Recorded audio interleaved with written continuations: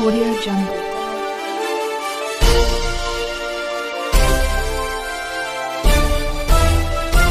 Audio Jungle.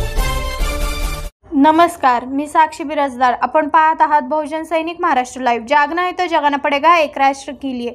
सध्या बीड जिल्ह्यामध्ये परतीच्या पावसाने हाहाकार माजवत गोदावरीच्या काठावर राहणाऱ्या लोकांची झोप उडवली. दिनांक 28 रोजी पैठणच्या नाथसागरातून 2.5 लाख क्युसेस पाणी सोडण्यात येणार असल्याचे जिल्हा अधिकाऱ्यांनी सांगितले आहे. त्यामुळे गोदाकाठच्या लोकांनी सतर्क राहून आपला जीव वाचवावा आणि योग्य वेळीच आपण गोदाकाठून कुठेतरी चांगल्या जागेवर स्थलांतर व्हावे, यासाठी माजी जिल्हा परिषद सदस्य ॲडव्होकेट सुरेश हत्ते सध्या गोदाकाठवरील राहणाऱ्या लोकांशी संवाद साधत त्यांना विचारपूस करत योग्य वेळी आपण त्या ठिकाणाहून सुरक्षित जागेवर राहावे अशी विनंती अनेक गोदाकाठच्या नागरिकांना करण्यात येत आहे. जायकवाडी धरणाच्या निर्मितीनंतर दिनांक 10/8/2006 रोजी सर्वाधिक पूर विसर्ग 2,50,000 क्युसेस सोडण्यात आला होता. त्यावेळी गोदावरी नदीकाठावरील अनेक गावांना पूर परिस्थितीचा गंभीर धोका निर्माण झाला होता. आज दिनांक 28/9/2025 रोजी जायकवाडी धरणातून 2,26,338 क्युसेस विसर्ग करण्यात आला आहे.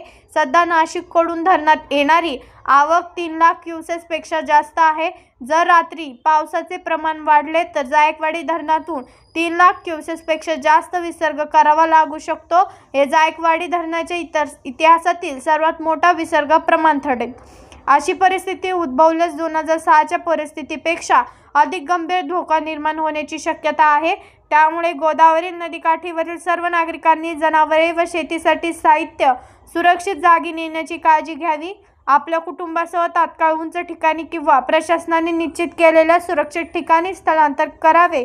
आपले सहकार्यच आपल्या जीव व मालमत्तेच्या सुरक्षिततेसाठी अत्यंत महत्त्वाचे आहे, असे आवाहन माजी जिल्हा परिषद सदस्य ॲडव्होकेट सुरेशराव हत्ते यांनी आमच्या प्रतिनिधीशी बोलताना सांगितले आहे.